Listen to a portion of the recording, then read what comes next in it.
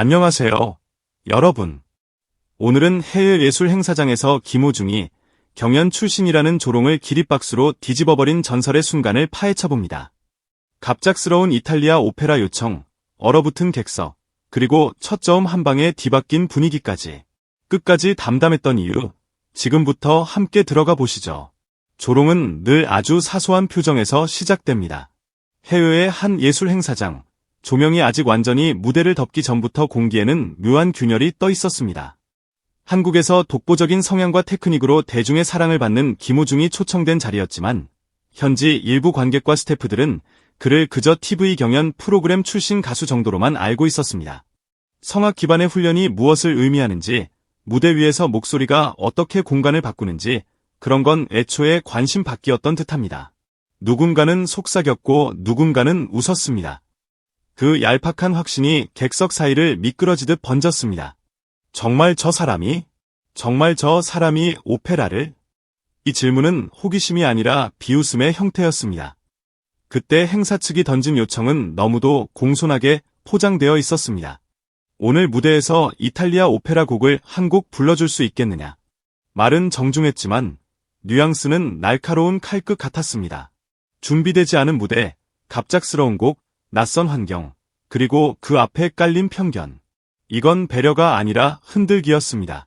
무대 뒤에서는 눈짓이 오갔고 스태프 몇 명은 서로의 표정을 읽으며 미묘하게 입꼬리를 올렸습니다. 객석에서도 작은 웃음이 새어나왔습니다. 마치 정답을 이미 아는 사람들처럼 오늘의 결말을 미리 예측한 듯한 얼굴들이었습니다. 성악은 즉흥적으로 부르기 어렵다는 편견이 그들의 자신감을 키워주고 있었습니다. 그리고 그 자신감은 곧 조롱이 되어 조용하지만 집요하게 김호중을 향했습니다. 하지만 김호중은 그 모든 흐름을 받아들이면서도 한 번도 흔들리는 기색을 보이지 않았습니다. 누군가라면 당황했을 겁니다. 누군가라면 변명하거나 웃어넘기려 했을 겁니다.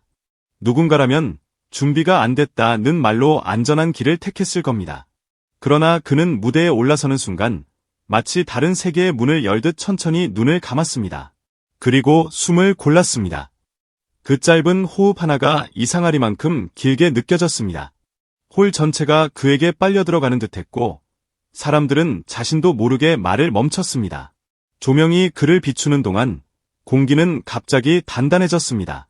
누군가의 의도를 이미 다 알고 있다는 사람처럼 그는 아무 말 없이 고개를 들었습니다. 그리고 바로 그 순간 첫 저음이 울려 퍼졌습니다.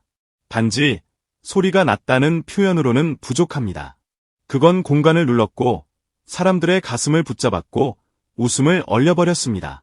폭발적이면서도 견고한 성량, 흔들림 없는 호흡, 성악 특유의 공명과 대중가수의 감성을 동시에 품은 음색. 불과 몇 초 전까지 웃음을 흘리던 얼굴들이 그대로 굳어버렸습니다. 조롱의 기류는 한순간에 사라졌습니다. 그 자리를 대신한 것은 당황이었고 그 다음은 충격이었으며 마지막에는 인정이라는 이름의 침묵이었습니다. 객석 앞줄에 앉아있던 현지 음악 관계자 한 명이 손에서 프로그램을 놓칠 뻔하더니 급히 붙잡으며 낮게 속삭였다고 합니다. 준비되지 않은 무대에서 나올 수 있는 소리가 아니다. 그 말은 찬사이기 이전의 패배 선언처럼 들렸습니다. 자신들이 던진 시험이 오히려 자신들의 수준을 드러내는 거울이 되어 버렸다는 사실을 깨달았기 때문입니다. 곡이 절정으로 향할수록 홀은 더 이상 행사장이 아니었습니다. 김호중의 성량은 작은 홀을 넘어 마치 한 도시를 감싸는 듯했고 하나하나에는 훈련의 흔적만이 아니라 삶의 경험이 묻어 있었습니다. 기술적으로 완벽하다는 말로도 다 설명되지 않았습니다. 그 목소리는 단지 잘 부르는 것이 아니라 그가 살아온 서사를 그대로 실어 나르는 듯했습니다. 그래서 더 무서웠습니다. 관객들은 자신이 지금 목격하는 것이 단순한 즉흥이 아니라 오랜 시간의 축적이 한 번에 폭발하는 순간이라는 걸 깨달았기 때문입니다. 조롱하던 사람들은 고개를 들지 못했습니다. 시선을 피하는 방식으로라도 자신의 실수를 감추고 싶었을 겁니다. 하지만 소리는 도망칠 틈을 주지 않습니다. 무대 위에서 터져나온 한 줄의 선율은 그들의 오만을 정면으로 뚫고 들어가 스스로 부끄러워지게 만들었습니다. 마지막 음이 잔향을 남기며 사라졌을 때 홀에는 정적이 찾아왔습니다. 그러나 그 정적은 아까의 비웃음과는 전혀 다른 종류였습니다. 누군가가 숨을 삼키는 소리, 누군가가 손을 움켜쥐는 소리, 누군가가 마음속에서 무너지는 소리 같은 것들이 그 정적 속에 숨어 있었습니다. 그리고 마치 약속이나 한 것처럼 길고 큰 박수가 터져 나왔습니다. 기립박수는 다음 장면이었습니다. 현지 매체들은 곧바로 움직였습니다. 한국의 김호중, 즉흥 오페라로 공연장을 압도하다. 목소리는 국경을 넘어섰다. 이런 제목들이 쏟아졌고 그날의 영상 조각들이 온라인에서 번지기 시작했습니다. 놀라운 건 길이었습니다. 단 몇십 초짜리 클립만으로도 그의 폭발적 성량과 공명이 고스란히 전달되었다는 점입니다. 해외 네티즌들은 믿기 어렵다는 반응을 보였습니다. 마이크 없이 저 공간을 채웠다고? 이 남자 누구냐? 준비 없이도 되는 성악이 있다더니 이 사람인가? 댓글은 농담처럼 시작했지만 곧 진지한 분석으로 변했습니다. 그런데 여기서 더 극적인 포인트가 있습니다. 그 무대가 화제가 되고 현지 언론이 난리가 나고 관계자들이 흥분하며 이 정도면 유럽 투어도 가능하다는 말까지 꺼내는 동안 정작 김호중 본인은 이상하리만큼 담담했다는 것입니다. 사람들은 종종 이런 순간에 과장된 포즈를 취합니다. 자신이 승리했음을 알리기 위해 크게 웃고 크게 말하고 크게 흔듭니다. 하지만 그는 달랐습니다.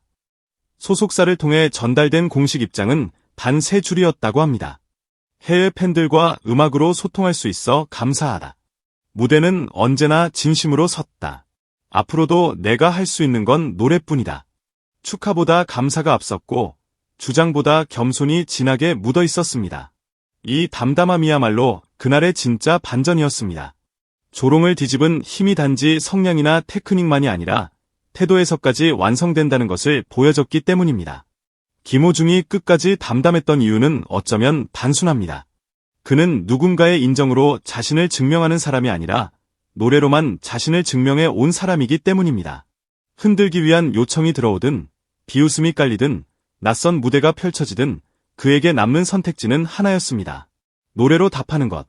그래서 그는 흔들리지 않았고, 그래서 그는 말이 적었고, 그래서 그는 박수 앞에서도 과장되지 않았습니다. 누군가의 오만이 무대 위에서 무너질 때 그는 그 무너짐을 즐기지 않았습니다. 그는 단지 해야 할 일을 했을 뿐입니다. 자신이 할 수 있는 방식으로, 자신이 가장 진실할 수 있는 방식으로. 원래는 단일 무대, 짧은 공연이 전부였던 초청이 갑자기 다음 시즌 메인 프로그램급으로 논의되었다는 말까지 돌았습니다. 무대 뒤에서는 몇몇 오페라 하우스에서 상담이 들어왔다는 소문이 조용히 오갔고 그날 가장 먼저 비웃었던 인물 중 한 명이 조용히 대기실을 찾아 사과했다는 이야기도 퍼졌습니다. 당신의 실력을 과소평가한 것이 부끄럽다고. 그때 김호중은 크게 꾸짖지도 크게 받아치지도 않았다고 합니다. 그는 미소를 지으며 이렇게 말했다고 전해집니다. 음악에는 정답이 없고 노래로 보여드릴 수 있어서 다행이다. 짧은 문장인데 이상하게 오래 남습니다. 결국 그 말이야말로 그가 왜 끝까지 담담했는지를 설명하는 결론처럼 들립니다. 조롱으로 시작해 기립박수로 끝난 무대는 단순한 에피소드가 아니었습니다. 그것은 편견이 얼마나 쉽게 깨지는지, 그리고 실력이 얼마나 잔인할 정도로 정직한지 보여주는 증거였습니다. 동시에 큰 박수 앞에서 더 담담해질 줄 아는 사람이 진짜 강자라는 사실을 보여주는 장면이었습니다. 그날 행사 측이 그를 당황시키려 했던 시도는 오히려 김호중이라는 이름을 더 선명하게 빛나게 했습니다. 무대 아래에서 고개를 숙인 사람들 역시 한 가지 사실을 인정할 수밖에 없었습니다. 그날의 무대는 준비된 모든 공연을 뛰어넘는 완벽한 진짜였다는 것. 그리고 그 진짜의 중심에는 변함없이 담담한 얼굴로 노래에만 진심을 담는 남자, 김호중이 있었습니다. 이제 남은 질문은 단 하나입니다. 다음 무대는 어디에서 어떤 편견을 또 한 번 침묵시키게 될까요?